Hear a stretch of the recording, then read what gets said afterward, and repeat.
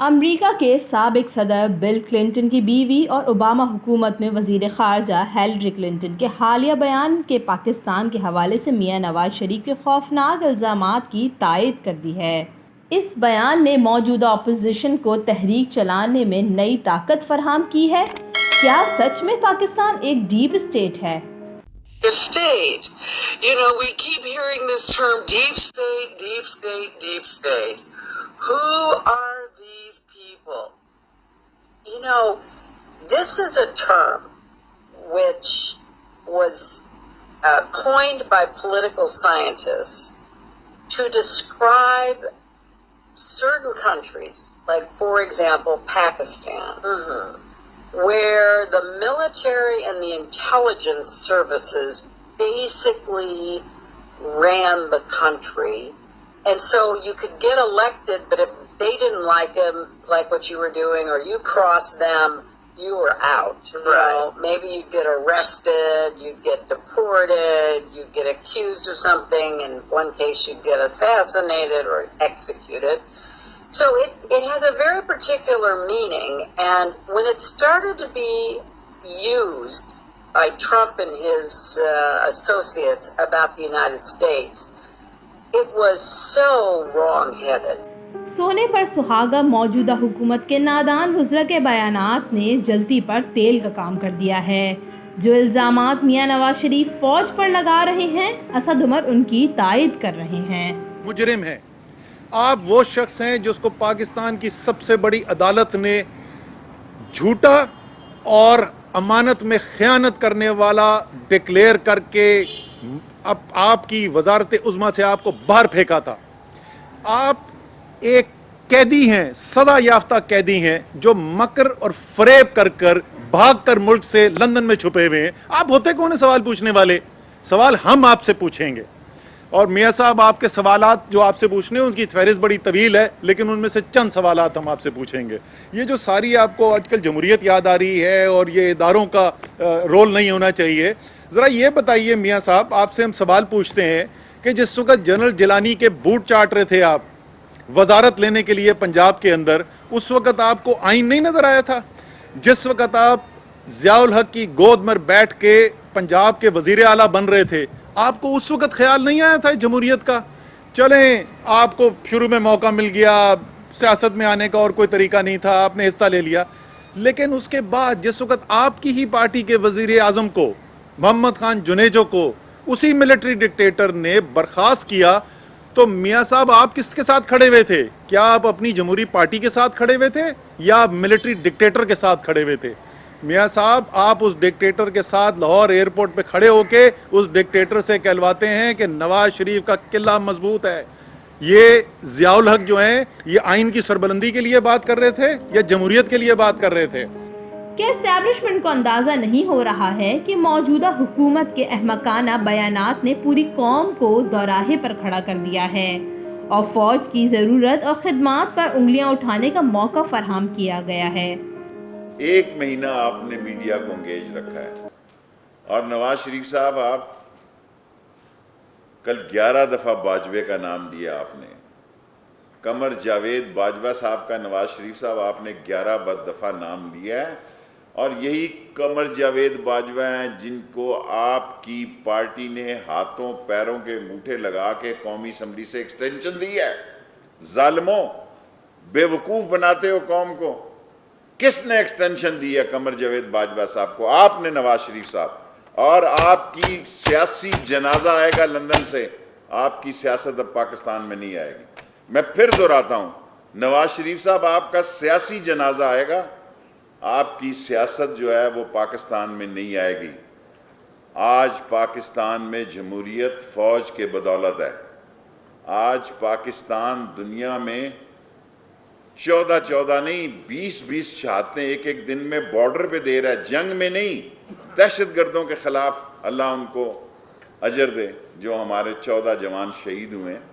ایک دن میں 14 جوان شہید ہو رہے ہیں، اور آپ کی کل ڈیمانڈ اتنی ہے، ایک نکاتی ایجنڈا تھا، 1 سال تک آپ کی زبان بند رہی کہ مریم کو آنے دیں۔ شیخ رشید، اسد عمر اور ان تمام پی ٹی آئی لیڈر سے کوئی پوچھے کیا اگر ہندوستان میں انگریزی راج کے خلاف مسلمان ہندو کھڑے ہوئے تو یہ کہا جا سکتا ہے کہ پہلے تو وہ خود گوروں کے بوٹ چاٹتے تھے؟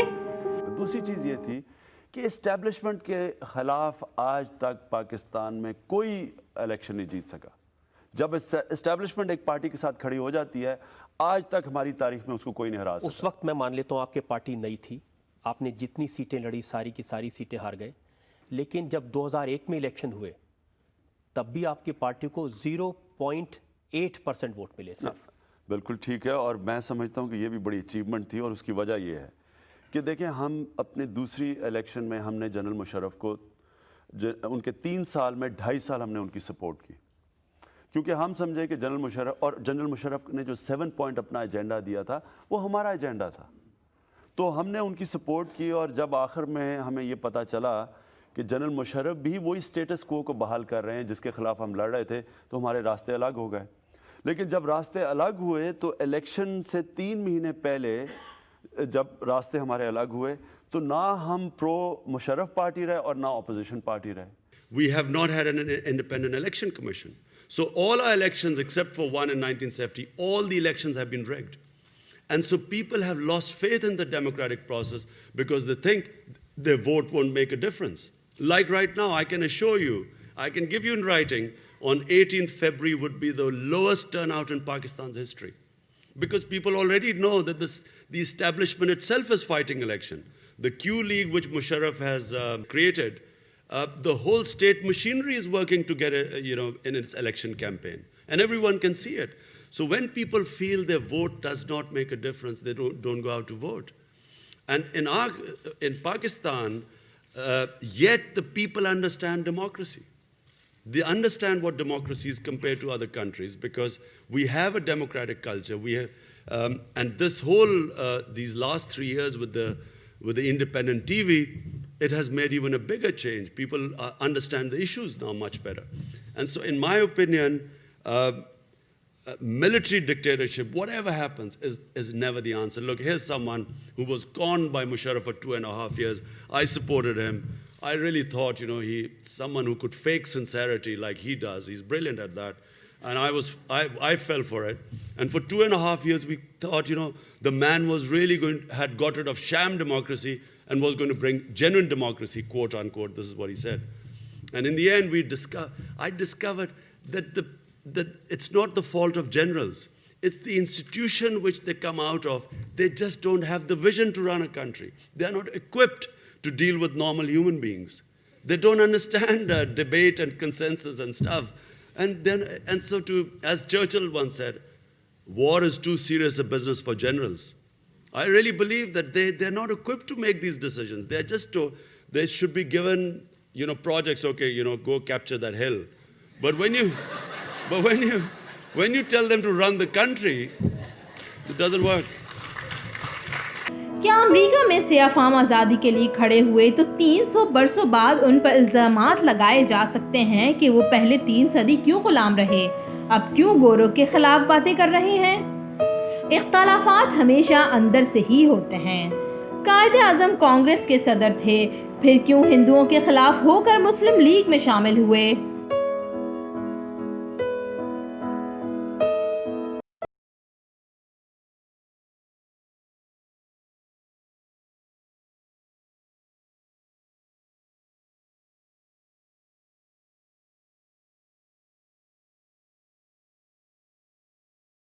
فیلڈ اسٹیٹ یا ڈیپ اسٹیٹ، ناکام اسٹیٹ کا تصور بہت پرانا ہے. دوسری جنگ عظیم کے بعد پوری دنیا نے جب اپنی سرحدوں کے ساتھ آزادی کے حقوق ملے تو ان کے فرائض و ذمہ داریوں کا بھی تعین کیا گیا. مشرق وسطیٰ، مشرق یورپ اور ایشیائی ممالک میں جہاں جہاں فرانس یا جرمنی کی نو آبادی سے آباد ہونے والے ملک تھے، وہاں جمہوریت کے پودے سرے سے لگائے ہی نہیں گئے تھے. لیکن جہاں جہاں برطانیہ کا تسلط تھا وہاں انہوں نے اپنے غلاموں کو نہ صرف تعلیم و تربیت دی بلکہ وہاں انہوں نے اسٹرکچرل ترقیاتی بھی سکھائی. ریلوے کا نظام اور حکومت چلانے کا طریقہ بھی سمجھایا اور پھر عوام کے حقوق اور جمہوریت کا سبق بھی پڑھایا. ہندوستان انہی ممالک میں ایک خوش قسمت ملک تھا جو بعد میں تقسیم ہو کر پہلے پاکستان اور ہندوستان پھر 3 یعنی بنگلہ دیش بنا۔ ہندوستان میں جمہوری پودے درخت کی شکل اختیار کر چکے تھے اور وہاں جو لوگ آزادی کے بعد اقتدار میں آئے انہوں نے بھی ان قدروں کی پوری حفاظت کی۔ پاکستان اور بنگلہ دیش میں اور خاص طور پر پاکستان میں آزادی کے فوراً بعد بڑے لیڈروں کے چلے جانے کے بعد اس ملک پر عربی اور ایرانی اثرات اس قدر غالب ہوتے چلے گئے کہ جمہوریت آنے والے 10 برسوں میں نہ صرف ختم کر دی گئی بلکہ اس کی تدفین کے لیے باقاعدہ کوششیں جاری رکھی گئیں۔ آج سے 65 برس پہلے دنیا کے گزشتہ صدی کے سب سے بڑے فلسفی برٹرینڈ رسل نے اور پھر اس صدی کے سب سے بڑے سائنسدان نے پوری دنیا کی عوام سے درخواست کی کہ کرۂ ارض پر بسنے والی تمام قومیں سب خیالات کو ایک طرف رکھ کر کنارے کھڑے ہو جائیں اور صرف یہ سمجھ لیں کہ بس وہ انسان ہیں، قدرت اور فطرت کا شاہکار ہیں، جس کی طویل اور عظیم تاریخ ہے، جس کو کھونا بنی نوع انسان کے لیے کسی طور مناسب نہیں۔ اگر ہم نے انسانی تاریخ کو قوموں، مذہب، تہذیب، زبان کے امتزاج کے ساتھ بدلا تو ہر ایک ناجائز اور خوفناک دور میں داخل ہو جائیں گے۔ کیا ہم یہ چاہتے ہیں؟ کیا انسان قوموں کی شکل میں جنگوں میں مصروف ہو جائے؟ لیکن بدقسمتی سے سیلف ڈیفنس یعنی اپنے تحفظ کی تختی کے ساتھ قوموں کو دوسرے انداز میں دنیا کو جنگ میں مصروف کر رکھا ہے۔ بین الاقوامی قوانین، سرحدیں اور قوموں کا تحفظ بڑے ممالک کے لیے غیر اہم بن رہا ہے۔ چھوٹے ممالک اپنی ضروریات کو پوری کرنے کے لیے بڑے قوموں کی امداد کے لیے ہاتھ پھیلاتے ہیں۔ بڑی طاقتیں انہیں اپنے مقاصد کے لیے استعمال کرتی ہیں۔ دنیا میں بڑی طاقت اور چھوٹی قوموں کا فرق آج اور زیادہ نمایاں ہوتا جا رہا ہے۔ روس اور امریکہ گزشتہ 7 عشرے سے دنیا کی بڑی طاقتیں شمار ہوتی ہیں۔ USSR کے زوال کے بعد 2 عشرے امریکہ تنہا طاقت کا محور رہا۔ اب چین اس کے سامنے کھڑا ہے۔ اس وقت دنیا میں 2 بڑی طاقتیں امریکہ اور چین کو شمار کیا جاتا ہے۔ چھوٹی قومیں دال روٹی کی تلاش میں مصروف ان باتوں کو صرف اخبار اور ٹی وی کے پروگراموں تک انجوائے کرتی ہیں۔ دوسری جنگ عظیم کے بعد تمام چھوٹی قوموں کو اپنے حقوق کے لیے بجائے اپنے سیاسی نظام کو درست کرنے کے دال روٹی میں الجھانے کا باعث معاشرے میں مجرموں کے ٹولوں کو اقتدار اور طاقت حاصل کرنے میں کامیابی حاصل کرتے رہے ہیں۔ بدقسمتی سے عرب ممالک میں قبائلی نظام نے خود بخود طاقتور قبیلے کے سردار کو بادشاہ تسلیم کر لیا۔ افریقی ممالک میں بھی کم و بیش یہی کیفیت رہی۔ پاکستان اس لحاظ سے بہت خوش قسمت ملک تھا کہ یہ مکمل جمہوری عمل سے وجود میں آیا تھا۔ 1906 سے شروع ہونے والی عوامی تحریک نے 4 عشروں کے بعد 1947 میں پاکستان کی بنیاد رکھی۔ پاکستان اپنی قدرتی وسائل اور زراعت کی پیداوار کے لحاظ سے بہت خوش قسمت ملک ہے۔ یہاں قحط کی کوئی تاریخ نہیں، عمومی طور پر بھوک سے مرنے یا خودکشی کا ریکارڈ نہ ہونے کے برابر ہے۔ پاکستان کے پڑوس ایک طرف چین جو ہمارا سب سے اہم دوست، دوسری طرف ایران جو روز اول سے ہمارا دوست، تیسری طرف افغانستان جو نہ دوست نہ دشمن، اور چوتھی طرف ہندوستان جس سے روز اول سے ہمارے تعلقات کشیدہ ہیں۔ پاکستان کے لیے جو قائد اعظم کا پیغام ہے کہ دوستوں سے رشتے مضبوط کرو، اپنی معاشی طاقت میں اضافہ کرو، عوام کی خوشحالی کو سب سے مقدم رکھو، سادہ زندگی اور حکمرانوں کو عام افراد کی سی زندگی بسر کرنے کی تلقین کے ساتھ انصاف کے ادارے کو سب سے زیادہ آزاد اور طاقتور رکھو، اور سب سے بڑی دوربینی اور قائد اعظم کی سوچ کی تعریف کرنے کے لیے ان کی مستقبل پر نظر کا اندازہ اس بات سے لگایا جا سکتا ہے کہ انہوں نے فوجی جوانوں سے خطاب میں پاکستان کے وجود کے صرف 1 برس کے اندر یہ پیغام دیا: آپ کا کام صرف سرحدوں کی حفاظت اور سیاست دانوں کے حکم کی تعمیل ہے۔ پھر آگے یہ بھی کہہ دیا: آپ کا کام صرف اپنے پیشہ ورانہ کاموں پر توجہ دینا اور کسی صورت نہ سیاست میں حصہ لینا نہ سیاست دانوں کو مشورہ دینا ہے۔ کاش قوم نے ان کے اس پیغام کو پلو سے باندھ لیا ہوتا تو آج ہم یہ تماشا نہ دیکھ رہے ہوتے جو ہو رہا ہے۔ 5000 برسوں کی تاریخ پڑھ لیں، ملٹری فوجی طاقت خاک میں مل جاتی ہے جب عوام خوشحال نہیں رہتے، جب عوام کو انصاف نہیں ملتا، جب عوام کی زندگیاں معاشی تنگی کا شکار ہو جاتی ہیں۔ آئے میں آپ کو بتاتی ہوں آخر یہ ڈیپ اسٹیٹ ہے کیا اور اس کے وجود کی مثال کس ممالک کے ساتھ دی جا سکتی ہے۔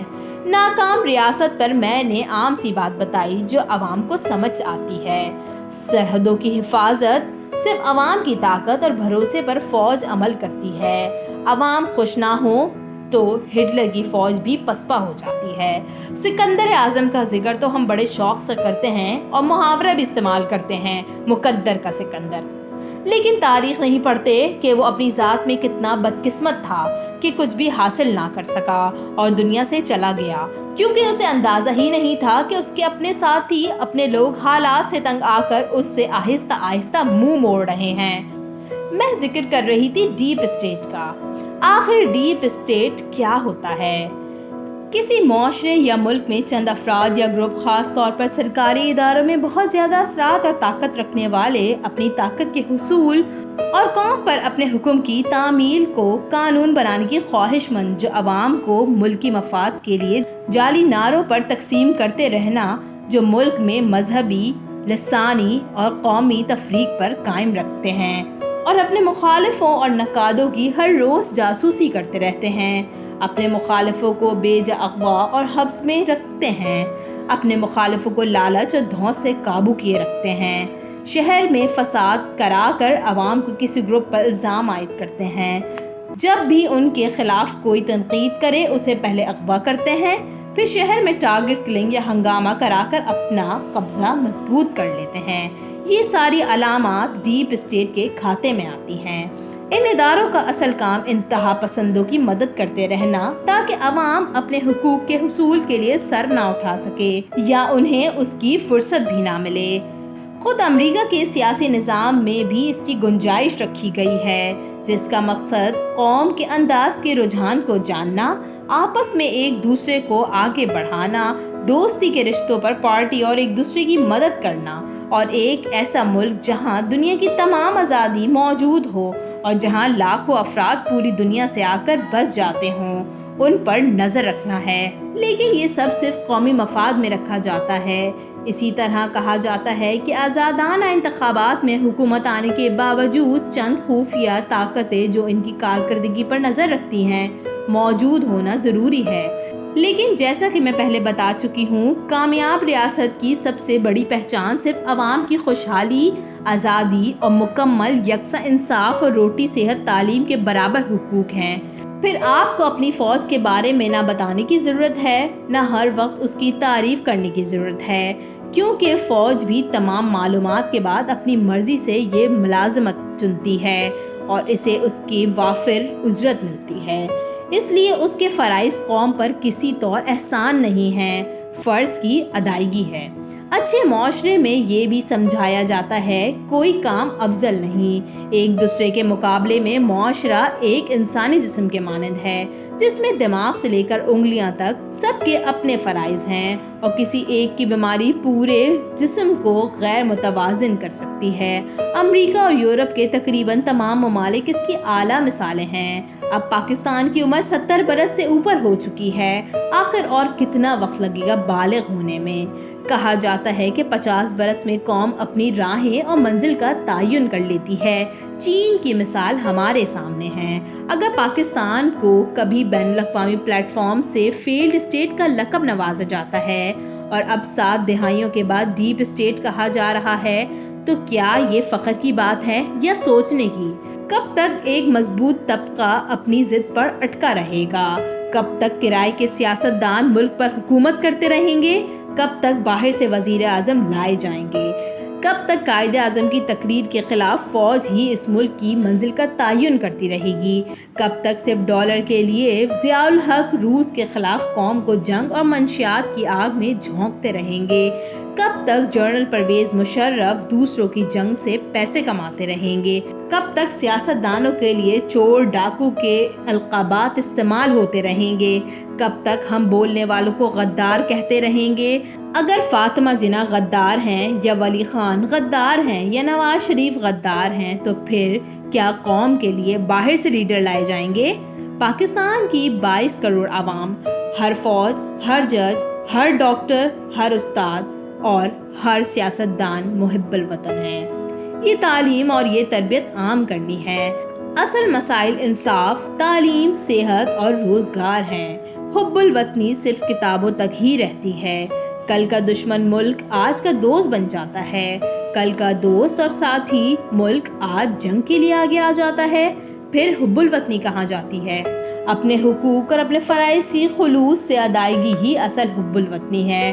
ڈیپ اسٹیٹ کی عمومی تعریف صرف یہ ہے کہ کوئی خفیہ ادارہ یا نیٹ ورک جو عوام کے ووٹ یا مرضی سے نہ بنا ہو اور معاشی یا سیکیورٹی ادارے پر قابض ہو، پورے ملک اور عوام کو اپنے تابع بنانے کی کوشش کرے اور منتخب حکومت کو اپنی مرضی سے چلانے کی کوشش کرے.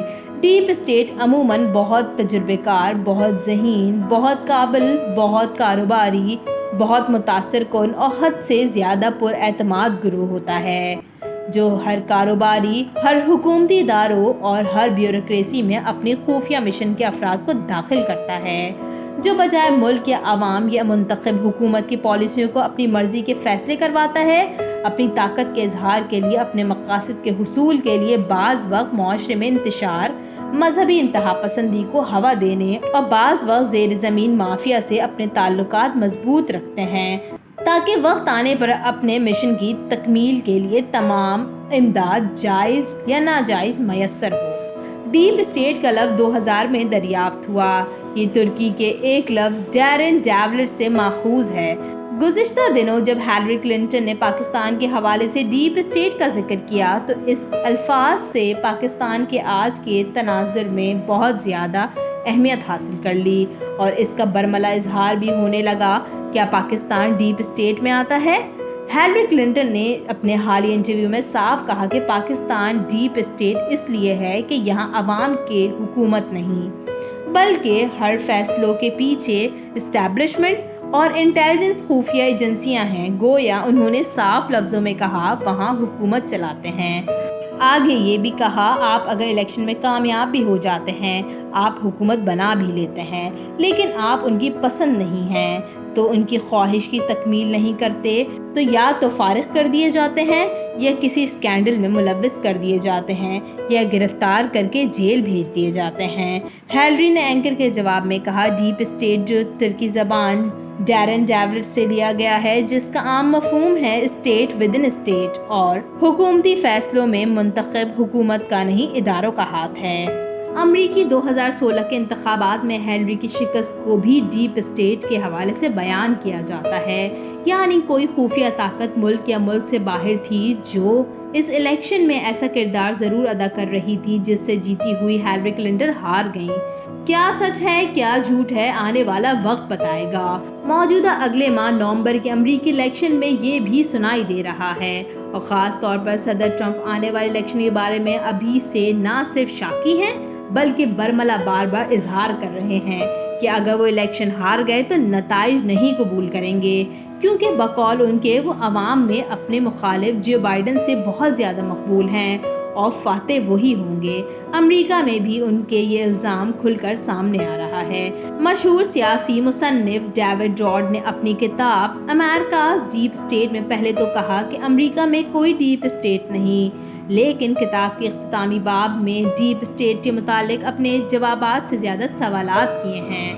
انہوں نے اس لفظ کی ترکی کی تاریخ اور پھر مصر کے حوالے سے بہت سارے سوالات اٹھائے. ان دونوں ممالک میں جمہوریت کو سامنے رکھ کر پردے کے پیچھے خفیہ اداروں اور فوجی حکومتیں چلاتی ہیں. بارکلے یونیورسٹی کے سابق پروفیسر پارٹر ڈیل اسکاٹ نے ان سب سے پہلے خود امریکہ پر لاگو کیا، جس کا ذکر انہوں نے اپنی کتاب دی روڈ ٹو 9/11 میں تفصیل سے کہا. انہوں نے باراک اوباما کے حوالے سے بتایا کہ انہوں نے اپنے عہد صدارت میں سیاسی فکر رکھنے والے خفیہ ایجنسی سے افراد کو شامل کیا. اس کے علاوہ لبرل افراد کو بھی جو آج صدر ٹرمپ کے زمانے میں دی گریٹ پاور اسٹرگل میں مصروف ہیں. پوری کتاب 1975 سے آج تک جمہوری نظام اور امریکہ میں خفیہ ایجنسیوں کے کردار پر بحث کرتی ہے.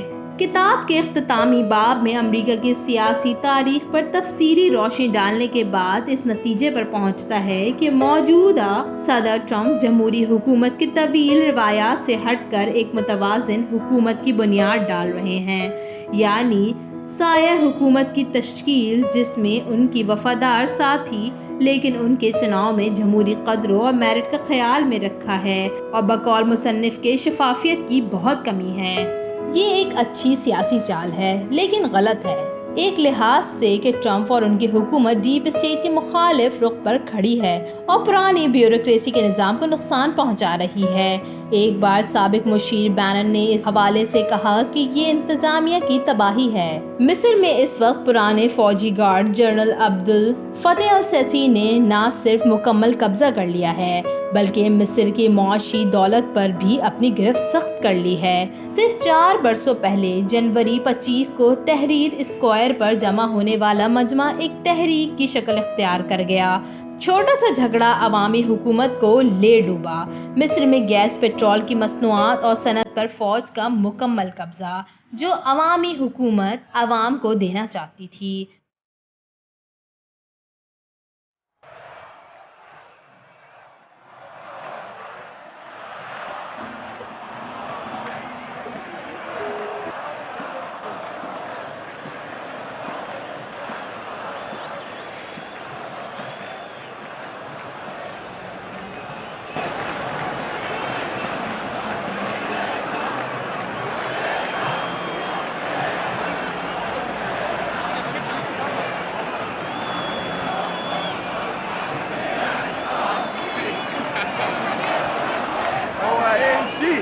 مش هنمشي.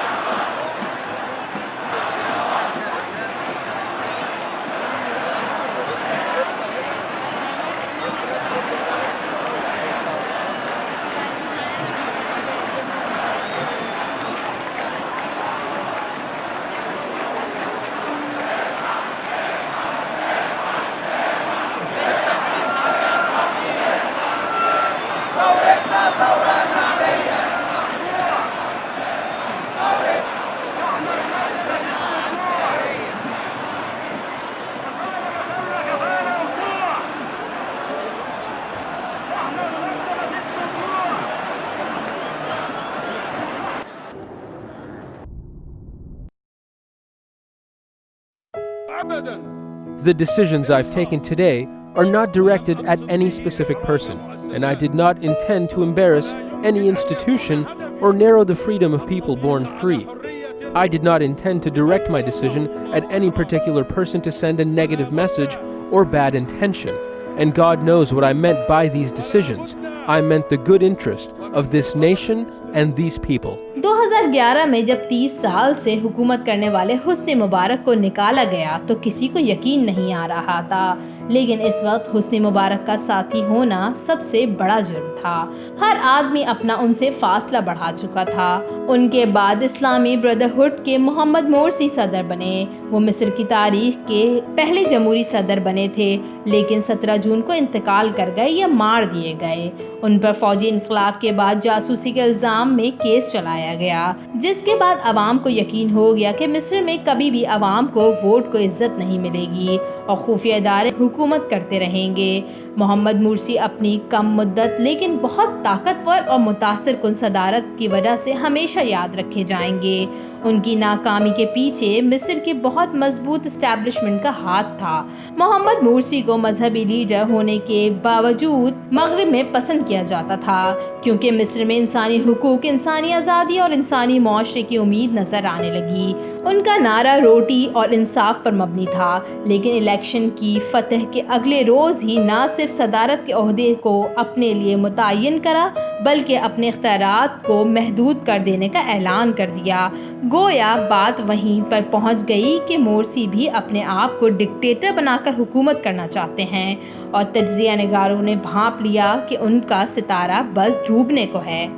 پاکستان اور مصر کی اسٹیبلشمنٹ اس لحاظ سے شاید دنیا کی چند افواج میں سے ہے جو بزنس کے حوالے سے ملک کی صنعتی، تجارتی اور تعمیراتی کاروبار میں بہت بڑے حصے دار ہیں، اور اسٹیبلشمنٹ صرف اپنی بہادری یا فوجی صلاحیت کے بھروسے ملک پر حکومت نہیں کرتی، بلکہ ان کے پاس وہ تمام عوامی وسائل موجود ہیں جو عوام کو قابو میں لا سکیں۔ شاید یہی فکر جنرل ایوب نے کرنل جمال ناصر سے لیا تھا، اور پاکستان میں شاید بنیادی فرق یہ ہے جس پر کبھی سیاست دانوں یا اسٹیبلشمنٹ نے غور نہیں کیا۔ مصر ایک فرینچ کالونی سے آزاد کیا ہوا ملک ہے جہاں فرانسی بغیر کسی تربیت اور تعلیم کے ان کو ان کے حال پر چھوڑ گئے۔ پاکستان میں انگریزوں کی تربیت، تعلیم کے اثرات اور جامع سیاسی تحریک کے بعد قائد اعظم کے ہاتھوں آزادی نے سبق دیا کہ اصل طاقت صرف عوام کی خوشحالی ہے۔ ہاں یہ ضرور ہے کہ مصر کے سامنے اسرائیل اور پاکستان کے سامنے ہندوستان ہے، اور یہ دونوں معاملات اتنے جذباتی ہیں کہ عوام کو سیکیورٹی کے نام پر بآسانی دبایا جا سکتا ہے۔ کیا پاکستان سچ میں ڈیپ اسٹیٹ ہے؟ کیا پاکستان کبھی آزاد ملک بن پائے گا؟ کیا پاکستان کبھی انسانی حقوق اور عوام کو انصاف مل پائے گا؟ آنے والا وقت اور تاریخ فیصلہ کرے گی۔